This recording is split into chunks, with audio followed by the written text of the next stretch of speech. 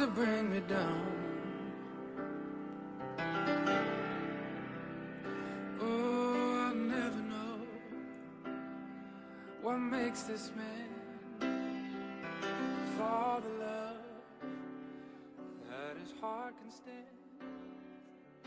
Dream away. Hello. So today I decided that I was going to step out of my box.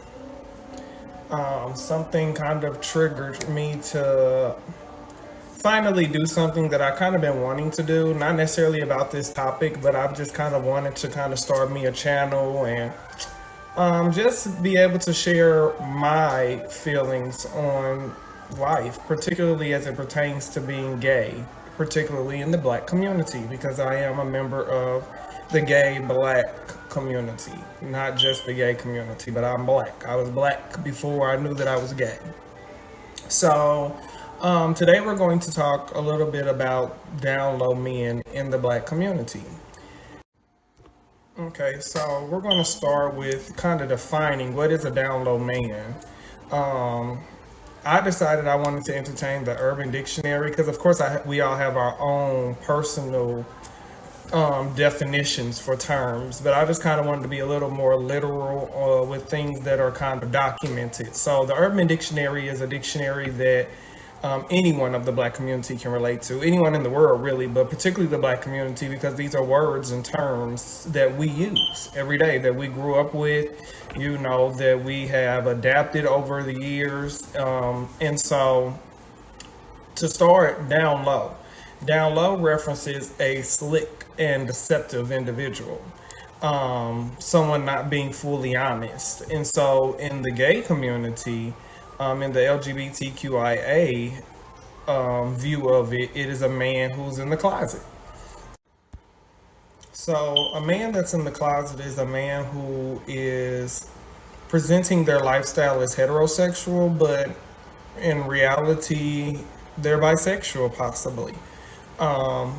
And so to be clear, with that term bisexual, which is used, this hurts driving me, which is used wildly, maybe a man who really does like men or transgender women or transsexual women, but is afraid or ashamed to come out for whatever reason. And so they are in the closet. It's a secret lifestyle that they're living, that only those who they engage in that particular lifestyle lives. Now, let's be clear. There are men who are down low, who are with women who knows that they're down low. But the woman as well would prefer to keep it private. There are couples like that. So there are down low men who will be in homosexual relationships and still be down low. There are down low men who will be in heterosexual relationships and the woman may or may not know. There are men in polygamous relationships. You know, that's a thing that's a growing norm in our community today and in the world, not just our community, in the world. Gay, straight, Black, white, Asian, Hispanic, Indian, it's everywhere, you know. And so the basis of this video is because there's a lot of shaming around down low men, but the truth of the matter is the ones who created the down low man are the ones doing the shaming for the most part. And today we're talking about Black men. So we're talking about the Black community, whether it's the gay, the straight, the lesbians, the bis, whatever it is.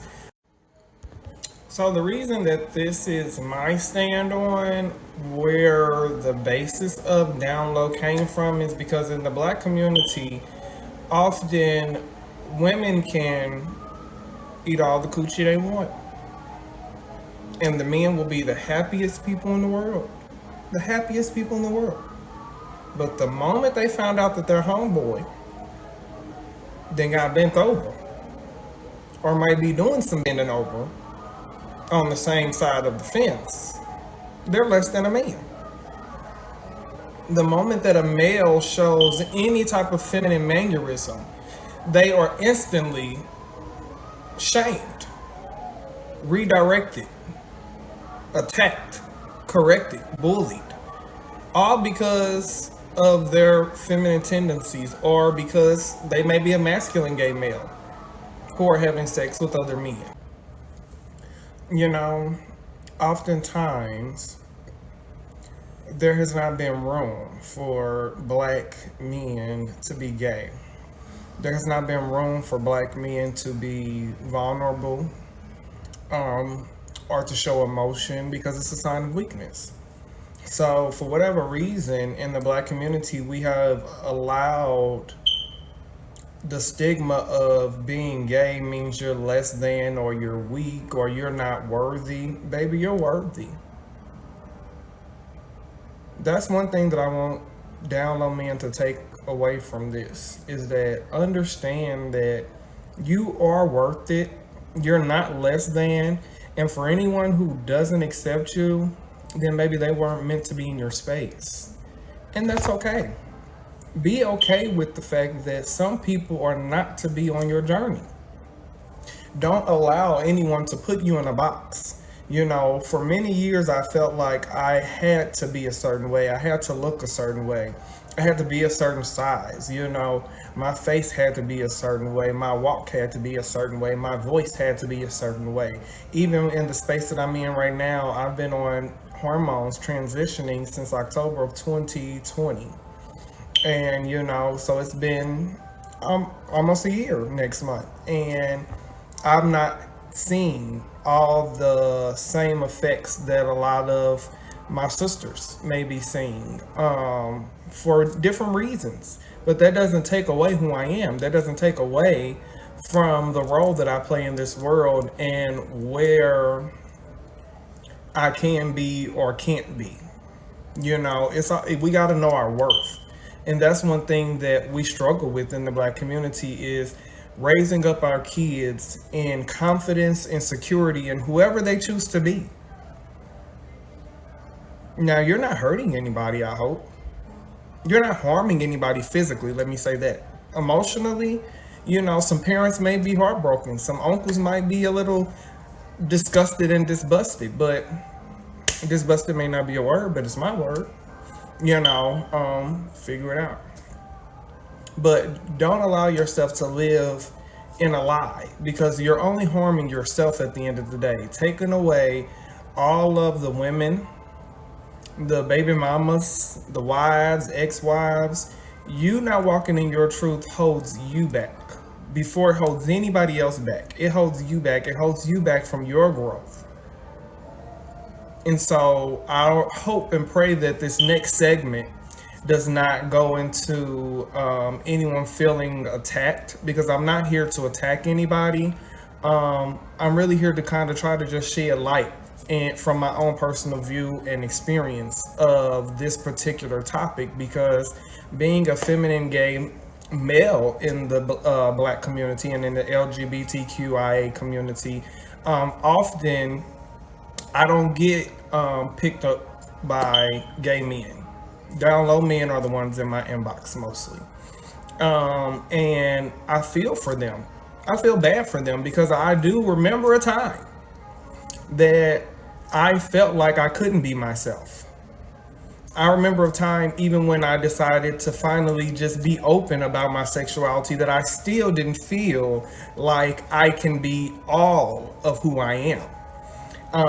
And that was a horrible space to be in. And I wouldn't want anybody to be in that space. I wouldn't want anybody to be in a space where you feel like you have to live a lie. You know, because the gay community can be just as judgmental as the heterosexual community. Trust and believe.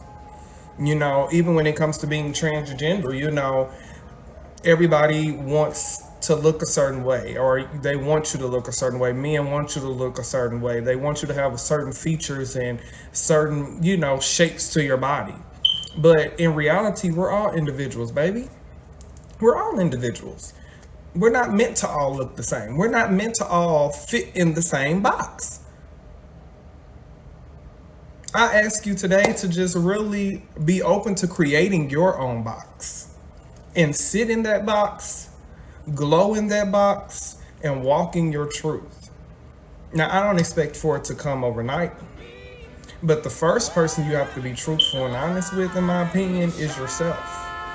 That's where it starts itself.